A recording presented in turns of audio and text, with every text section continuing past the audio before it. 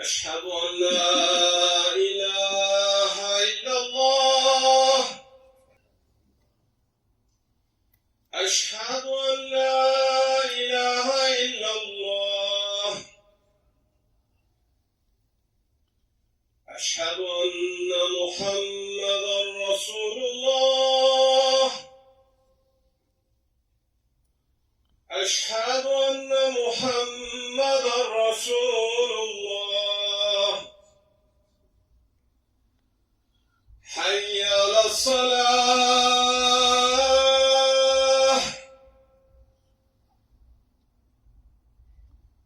حي على الصلاة.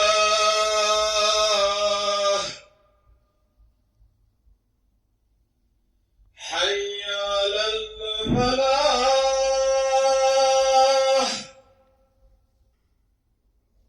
حي على الفلاح. الله أكبر الله أكبر. لا إله إلا الله. إن الحمد لله نحمده ونستعينه ونستغفره ونعوذ بالله من شرور أنفسنا ومن سيئات أعمالنا. من يهده الله فلا مضل له ومن يضلل فلا هادي له. نشهد أن لا إله إلا الله وحده لا شريك له ونشهد أن محمدا عبده ورسوله وصلوات الله وسلامه على رسوله محمد وعلى آله وأصحابه الطيبين الطاهرين وعلى أتباعهم التابعين ومن تبعهم بإحسان إلى يوم الدين. يا أيها الذين آمنوا اتقوا الله حق تقاته ولا تموتن إلا وأنتم مسلمون. يا أيها الناس اتقوا ربكم الذي خلقكم من نفس واحدة وخلق منها زوجها وبث منهما رجالا كثيرا ونساء. أيها الناس قال الله تبارك وتعالى في كتابه الكريم: أعوذ بالله من الشيطان الرجيم. بسم الله الرحمن الرحيم. إنما المؤمنون إخوة فأصلحوا بين أخويكم. Sadakallahu l-azim. Bugünkü cümle hutbemizin mevzusu Müslüman üzerindeki hakları hakkında olacaktır. Muhterem Müslümanlar, özünde bizim için güzel numuneler olan Peygamberimiz Aleyhisselatü Vesselam Bukhari'de gelen hadiste böyle buyurur: Müslümanın Müslüman üzerinde 5 hakkı vardır. Salama cevap vermek, hastaya baş çekmek, definde iştirak etmek, daveti kabul etmek ve askırana dua etmek. Hadiste Peygamberimizin Aleyhisselatü Vesselam'ın bize hatırlattığı ilk vazifemiz salama cevap vermemizdir. Nisa suresi 86.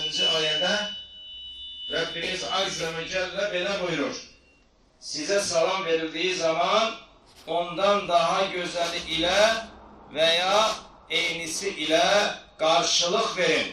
Şüphesiz Allah her şeyi hesaba alandır. Demek ki salam vermek sünnet, almak ise vaciptir. Müslim'de gelen hadiste Allah Resulü Aleyhisselatü Vesselam size edeceğiniz takdirde birbirinizi seveceğiniz bir iş görselim mi? Sualını verdikten sonra böyle dedi: salamı aranızda yayın. Hadiste Peygamberimiz Aleyhisselatü Vesselam mehribanlaşmanın, yakınlaşmanın, kaynayıp karışmanın ve birbirimizi sevmeyin en asan ve kısa yolunun salamlaşmak olduğunu bildirmiştir. Allah Resulü Aleyhisselatü Vesselam hicret yolunu tanımlayıp Medine şehrine girende onu gözleyen ve uzun iller birbirleriyle muharebe eden Övs ve Hezreclilere bu nasihati etmiştir. Ey insanlar! Salamı aranızda yayın, yemek yedirin, insanlar yatanda namaz kılın ki salamatlıkla cennete giresiniz. Hadiste Peygamberimiz Aleyhisselatü Vesselam düşmanların böyle barışmalarının en asan yolunun salamlaşmak olduğunu bildirmiştir. Müsned'de gelen hadiste ise yalnız tanış insanlara salam vermeyin kıyamet alameti olduğunu demiştir. Ali əxlaq üzərində olan Peyğəmbərimiz aleyhissalatü vesselam salam verməyin sədəqə olduğunu demiş və kişi, qadın, cavan, qoca heç kəsi salamdan məhrum etməmişdir. Uşaqlara belə salam verən Allah Resulü aleyhissalatü vesselam hətta bəzən Bəqi qəbirstanlığına gedərək oradakı vəfat edən möminlərə salam verib onlara dua edərdi. Uşaq və vəfat edən möminlərə belə salam verən Peyğəmbərin aleyhissalatü vesselamın ümməti olan bizlər sizcə məsciddə, yolda, işdə bizə salam verən müsəlman qardaşımızın salamını almamağı nə ilə və necə izah edə bilərik? Süleymoğullarından yanında qoyunları olan bir adam sahabələrdən bir neçə nəfərə rast gəlmişdi.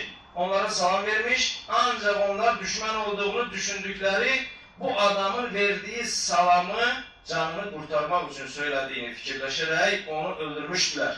Bu hadisədən sonra Nisa surəsi 94-cü ayədə salam verən insanlara sən mümin deyilsən deyilməyəcəyi bildirilmişdir.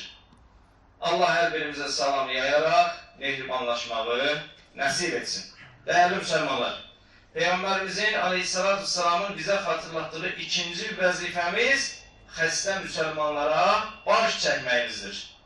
Bizə sağlamlıq nemətinin qədrini bildirən, bizə sağlamlıq nemətini hər an itirə biləcəyimizi xatırladan, bizə bir-birimizə möhtac olduğumuzu xatırladan və nəhayət bizə Rəbbimizin sonsuz rəhmətini qazanmaq üçün bir fürsətdir xəstə ziyarəti.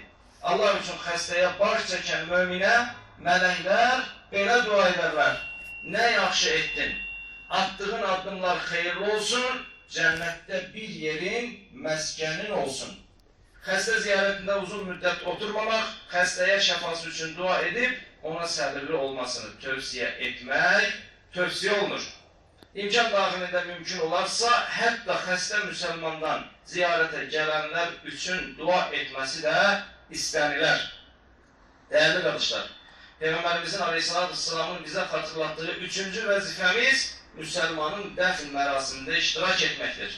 Din qardaşımızın cənazə namazını qılmaq, onun üçün dua etmək, onu dəfn etmək və yaxınlarına başsağlığı vermək həm dini, həm də insani vəzifədir. Hədisdə Allah Resulü aleyhissalatü vesselam cənazə namazını qılana bir qırat, dəfində iştirak edənə isə 2 qırat savab olduğunu demişdir və Allah Resulü aleyhissalatü vesselama sahabələri nədir qırat ey Allahın Resulü dedikdə bir qıratın bir dağ böyüklüyündə savab, əcr, mükafat olduğunu Allah Resulü aleyhissalatü vesselam buyurmuşdur.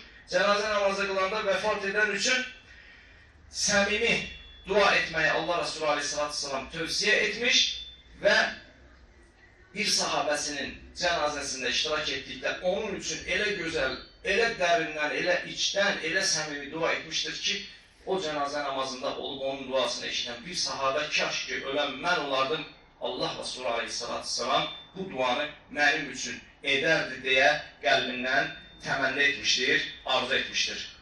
Peyğəmbərimizin aleyhissalatü vesselamın bizə xatırlatdığı dördüncü vəzifəmiz isə dəvəti qəbul etməkdir. Bir müsəlmanın şərtlər və imkanlar daxilində dəvət edildiyi yerə gedib qardaşının könlünü qazanması Peyğəmbər əxlaqıdır. Dəvət edildiyimiz məclisin halal olub, haramlardan uzaq olması da ayrıca əsas, mühim şərtlərdəndir. Yəni, dəvət edildiyimiz məclis, əgər toy məclisidirsə, spirtli içki yoxdursa, qadın kişi qarışıq deyilsə, halal məclisdirsə, elə bir məclisdir ki, Allah Resulü aleyhissalatü vesselam o məclisə gəldikdə sevinər, o məclis dəvət edildikdə gediləcək məclisdir. Yox, əgər şərtlər uyğun deyilsə, yəni halalı harama qatılmış bir məclisdirsə, artıq orada qərar özümüzündür. Peyğəmbərimizin aleyhissalatü vesselamın bizə xatırlatdığı 5-ci vəzifəmiz isə asqırana dua etməyimizdir. Asqıran şəxs elhamdülillah, yəni həmd Allaha məxsusdur dedikdə, bunu eşidən müsəlman, yərhamukallah, yəni Allah sənə mərhəmət etsin deyər. Asqıran isə onun cavabında, yəhdikumullahu və yuslih bələkum, yəni Allah sizə doğru yol bəxş etsin və halınızı yaxşılaşdırsın cavabını verərək dua edər. Əziz möminlər, əlbəttə İslam qardaşlığı bu 5 şeylə məhdud da deyil.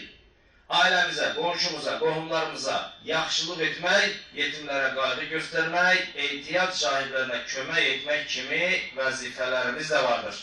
Elə isə gəlin müsəlmanlar olaraq bir-birimizdən sevgimizi, şəfqətimizi və mərhəmətimizi əsirgəməyək və son nəfəsimizə qədər qardaşlıq əxlaqına riayət etməyə çalışaq. Allah sözlərimizin təsirini üzərimizdə xeyr eyləsin.